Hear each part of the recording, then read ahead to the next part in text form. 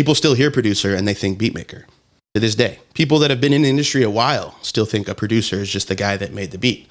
And there's so much more to it than that. So the One More Time Music Podcast, genuine conversations with genuine people about music. Hosted by Henry with a 3 and Playback Ben. Went from Beamer coops to Pencils. Tell what this to is, so part that one more time. Part that one more time. Part that shit like one more time. They part that one more time. Ladies and gentlemen, welcome back to the One More Time podcast. We're here. It's another week. You can't get rid of us, like I said. I'm here with my co-host, Henry, with a 3. I'm Playback Ben. And Henry, who do we have on the podcast today? Today on the podcast, we have nobody. We are trying something a little different. We had our last episode with Germ, a producer. We had gotten to a conversation about producing, and there was a topic we kind of wanted to get a little deeper in. So we're exploring a new kind of format where we're just going to chit-chat. It's just me and you. That's it. Are you nervous? I'm a little nervous. It's going to be okay, buddy. We're going to do this. We can get through it. We can get through. Let's get into it. So yeah, today's topic is the infamous beatmaker versus producer conversation. This is a big one. You're in this community. I'm kind of a bystander, so it might hurt a little bit more, or might get a little sensitive from your end. I don't know. We'll see how this goes. I got tough skin. But yeah, so beatmaker versus producer. I guess I want to start with, do you think there's a difference? Major difference. Major difference. Do you think there are similarities? It's kind of like, I would say it's like a square versus a rectangle kind of thing, you know? I was never good at geometry, so I'm not quite sure what you... So, yeah, they're obviously related. Okay, so define for me, if you had to sum up beatmaker in your own words, let's start there. That's the easiest one. That one, I think, speaks for itself. You know what I mean? It's so easy, give it to me. A beatmaker makes beats. Makes beats. Beatmaker makes beats. It stops there and it ends there. They are usually working alone, you know, kind of maybe in their bedroom. And they start with nothing, maybe a loop, maybe from scratch. But they're not with an artist typically, and they're just making beats. And they're probably making a lot of beats.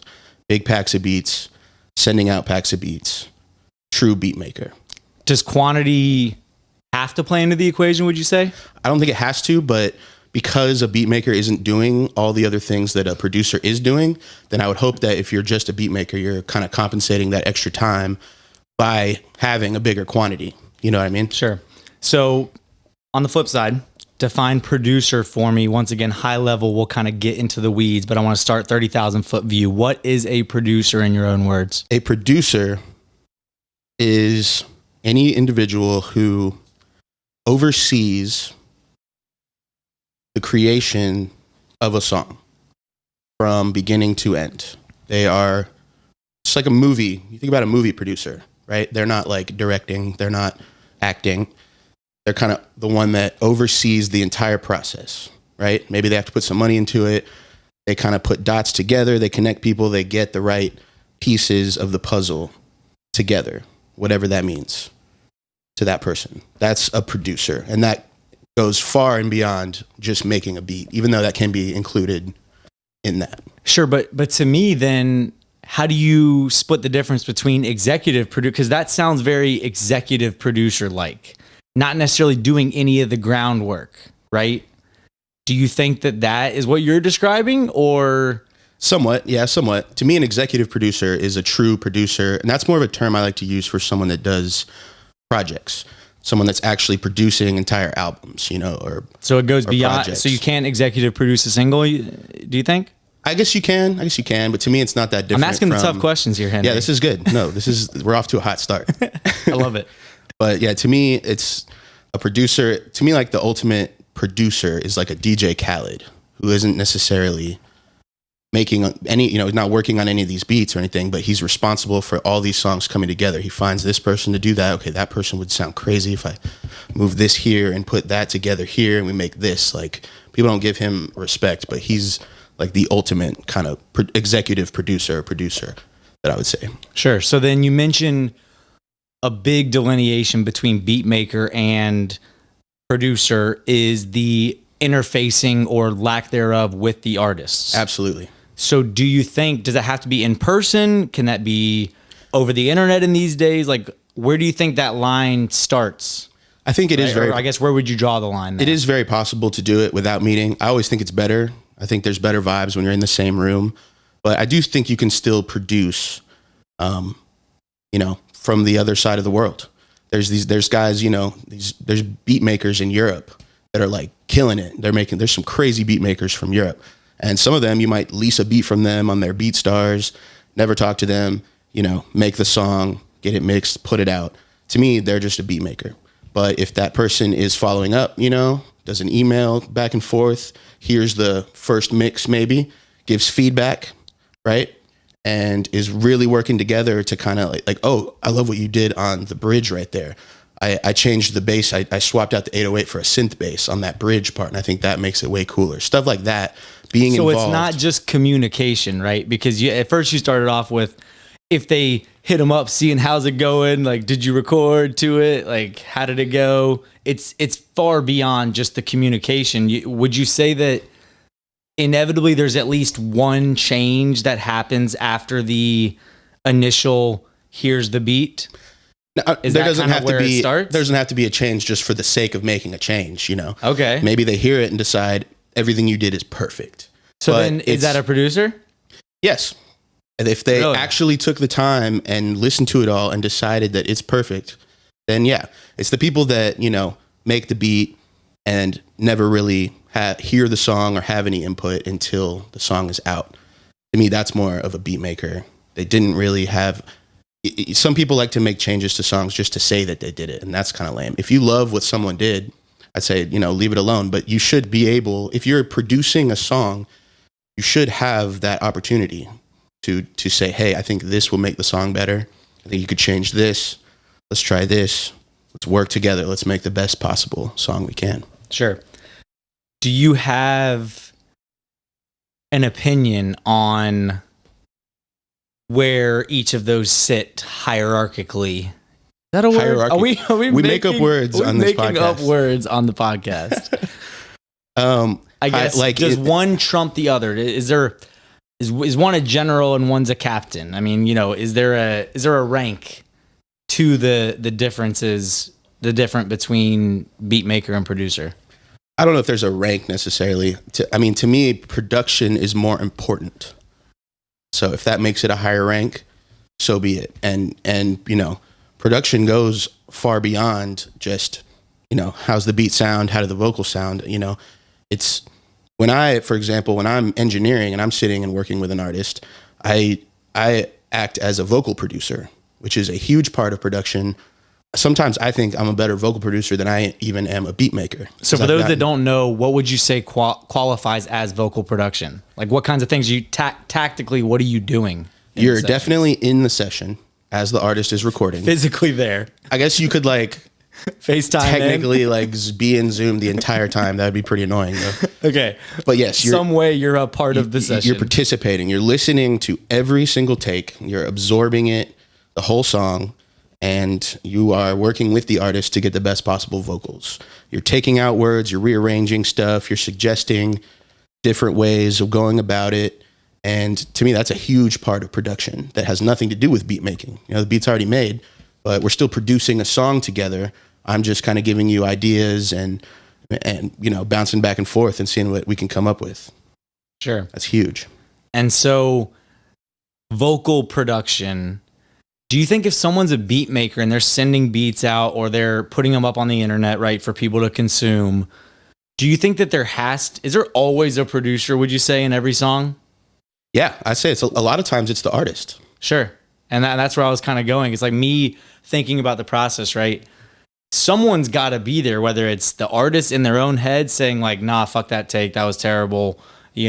What if we switched up this part of the beat, or what if we dropped out something here or there? I mean, also, now that I'm talking it out loud, where do you think the engineer plays in the process? That depends on the engineer. I mean, when I started engineering, I was just making sure I was hitting the right buttons. And how hard was that? In the beginning, it's pretty hard because some people want you to work really fast. So learn your hotkeys, by the way, engineers, very important. Speed is important. When you get your speed down. One more time.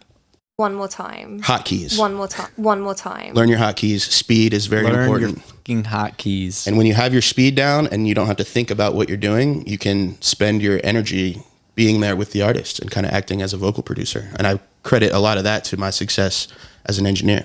Sure. So then one other thing I wanted to touch on is, can someone be both? Both and a beat maker and a producer. Sorry, I'm getting back to the topic at hand. Yes. Trying to keep us on track. Yes. Beat maker versus producer. Can one individual in their career be acting as both simultaneously? Is it an evolution? Where do you see someone actually fitting in to both categories? Can it be, like I said, simultaneous or not?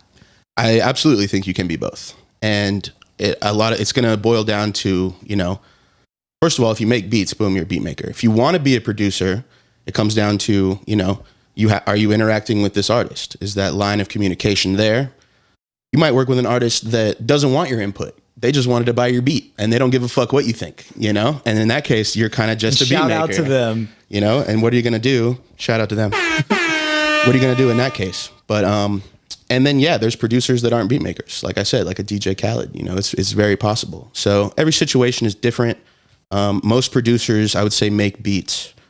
And then, most beat makers, I don't know. It depends on what level they put into the song for me. How much are they actually contributing? How much is their decision making going into the final product? Sure.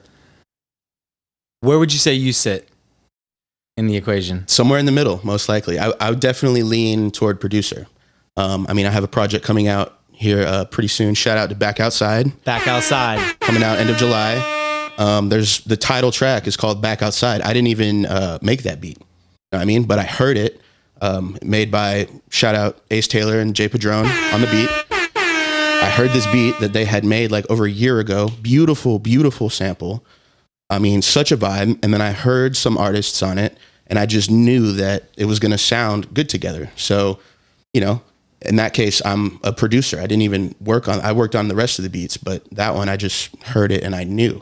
So I'm definitely somewhere in the middle because I also have a BeatStars and people lease beats from me and I'll email them and say, thanks for leasing my beat, send me the song, let's work on it. And then they won't hit me back. And then boom, I'm just a beat maker. Okay, so it doesn't stop there on you wanting it to stop there. Oh, and I always attempt to go further. I love producing unless, maybe if it's an artist I don't really believe in or, if I just kind of don't have time for it or if I don't think they take their craft seriously, maybe I won't reciprocate with my full energy.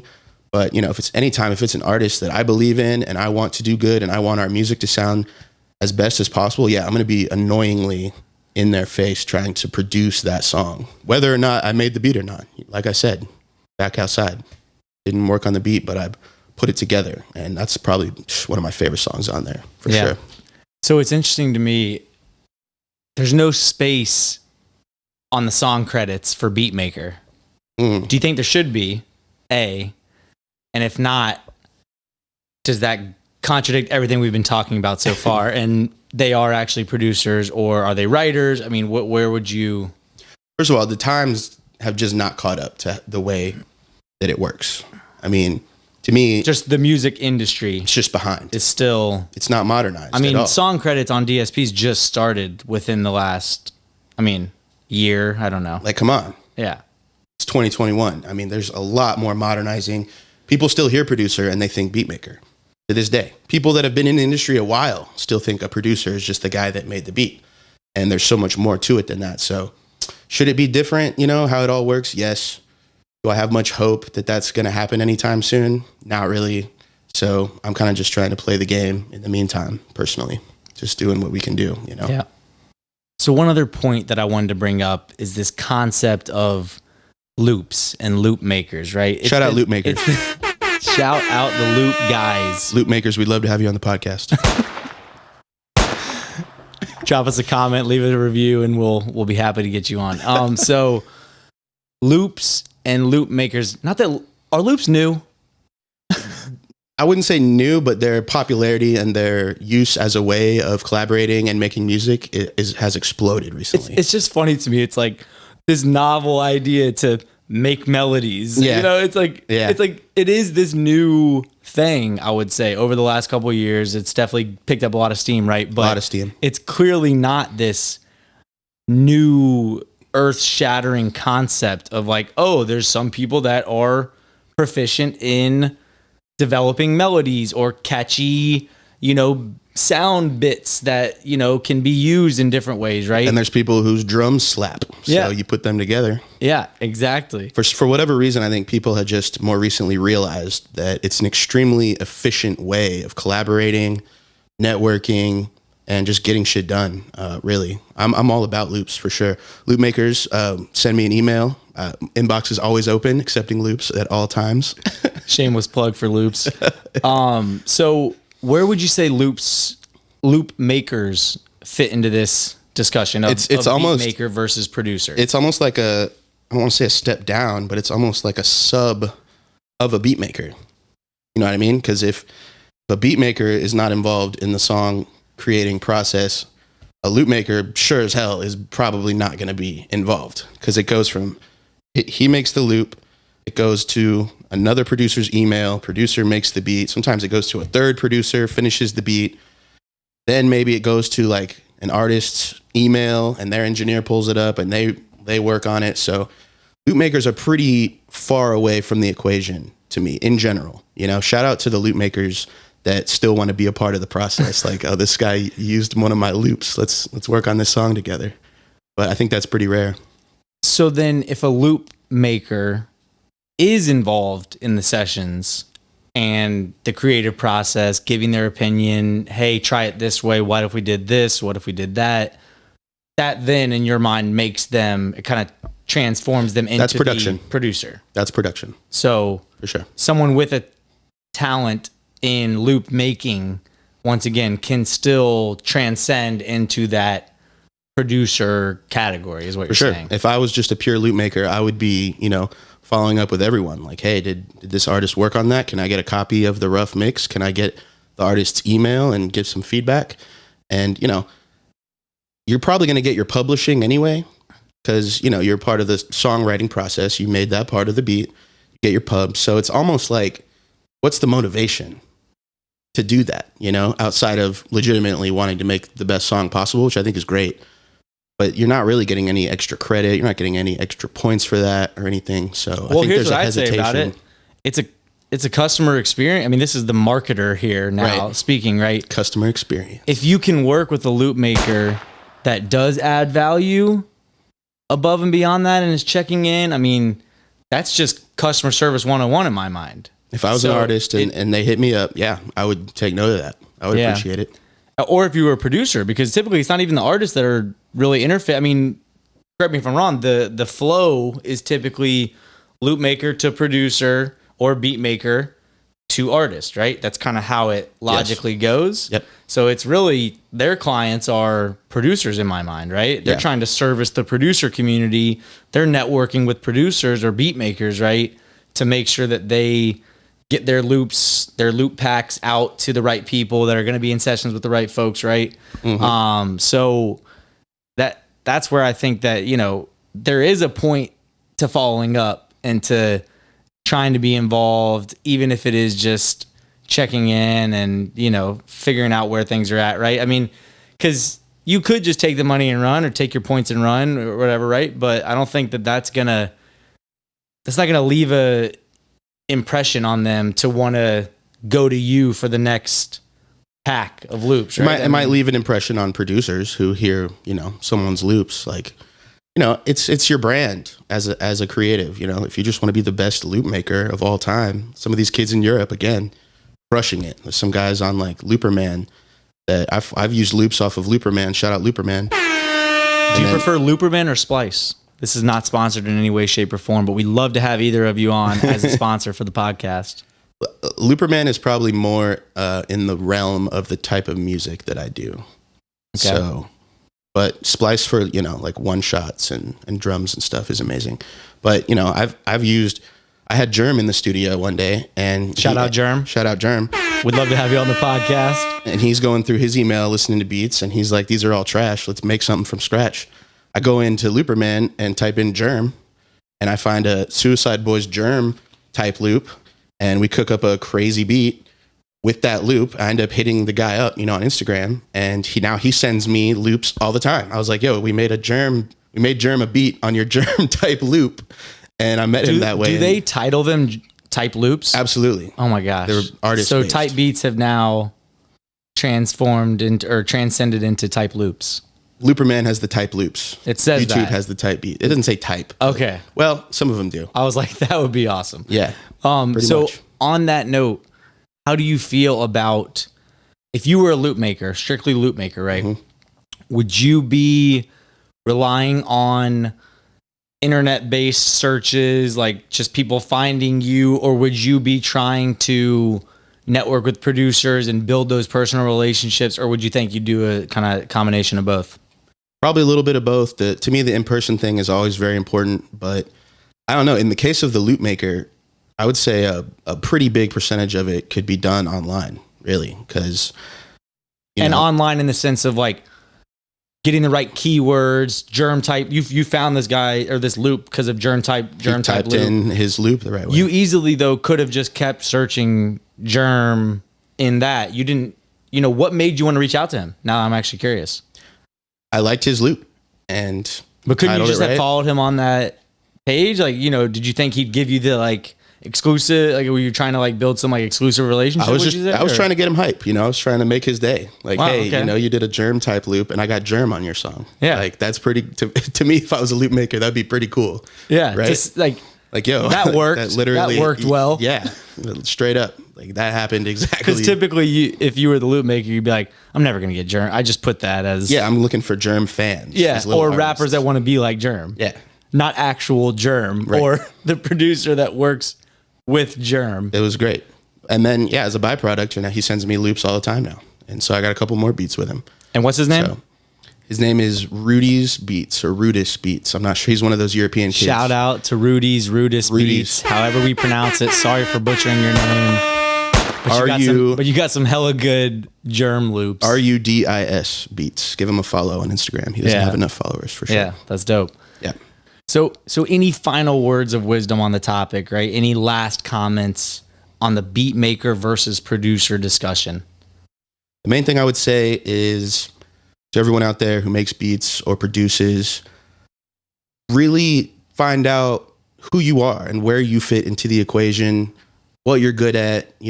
Are you just good at making beats? Do you not really like being in the studio with artists? Do you like giving feedback to artists and helping them and vocal producing? Do you just like making loops? Self-awareness. It's the name of the game. Figure out who you are, what you like to do, what you're good at, and go all in on that. Because being a producer, there's a million ways to do it now.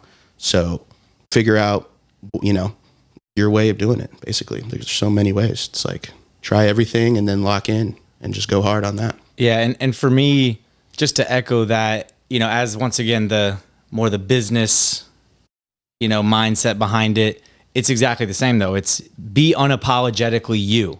Yes. And brand yourself that way. Make it be known. This is what you do. This is what you're good at. Here is a strategy around executing, being the best that you can at that, right? If you're the loop maker out there and you want to be the best at making loops, figure out your digital strategy. How do you pull people in? How do you get people searching for your loops and finding your loops? I mean, Rudis clearly, I'm assuming there weren't thousands and thousands of Germ type loops out there. So he picked this niche. He's still a very successful artist, but like relatively, niche fan base, and he executed on that, right? So being able to do that digitally, but then also personally networking with the producers. He could easily go and look up who were the producers on Germ's last project. You would be one of them. Mm-hmm. He could have found you just as easily. Mm-hmm. And Rudis, if you're listening, I would recommend doing stuff like that, right? Is looking at the track lists and the production credits of your target artist when you're making sounds, if you're a loop maker, for example, or if you're making beats. One more time. One more time. No, Big Gem from Big Ben. No, so it seems obvious when you think about it, but not everyone's doing it. No one's doing that. It's a gem. for sure. Literally, like these people's names are out there. You can find them and you can directly email them. Like and send you're emails approachable every day. You know, you're not Totally. this person that's ignoring DMs, right? Like you're wanting and willing to respond to people, to collaborate with people that don't have as many followers as you and that sort of thing, right? So, and even if 99% of the people don't hit you back, if one person hits you back, it could change your life. Really? Yeah. And I just think that it's so simple when you break it down. People get sometimes overwhelmed by just like, how many loops can I sell? How do I, make more loops? How do I, this, that, and the third, right? But if you strategically think about it and you break down, who am I making this for? How do I find them? And then approaching them, whether it's once again by just putting out content that can draw them in, or whether it's actually reaching out to them, to you, your DMs are open, your website's on your Linktree, email, you're reachable. Linktree's broken, by the way. We don't mess with Linktree anymore. Well, fuck you, Linktree. We don't want you on the podcast. But no, so people like you are able to be reached, and they are in need of your demand is high for his product. I mean, he can be the supply chain that you need to be making the music that you hope to make with people like Germ. You know what I mean? 100%. So Germ hates 99% of the beats he gets. So well, shout out Germ. But no, I think just to wrap up, whether you're a beat maker, whether you're a producer, or whether you're, a loop maker that we think is, kind of a subgenre of beat making, right? Figure out who you want to be and who you are right now. Figure out who you're trying to reach as far as your target market, your target audience, right? Who the people you want to make music with are, where they live online, and find them. Yep. And I swear it can work. I mean, you're not the only one who found this loop and ended up connecting with the guy, right? There's tons of stories like these, but you got to just think about it and go take the action to make it happen. 100%. Well said. Well, Henry, this has been an amazing conversation, my friend. I'm looking forward to this format. Yeah, it was cool. I love you guests, but sometimes I just want to talk to Henry about a certain topic and, sometimes you guests won't shut up. Yeah. Stop talking. No, but this has been another episode of the One More Time podcast. Like I said, this is a new format for us. One more time. Let us know in the comments what you think of it. Do you like it? Do you hate it? Either way, we're coming back next week, whether we have a guest or whether it's just us two. Sorry. So we appreciate it. Tune in. As always, much love. We'll see you next week. We're out. Peace. Peace. Pop that shit like one more time. They pop that one more time. Pop that shit like one more time. They pop that one more time. Oh.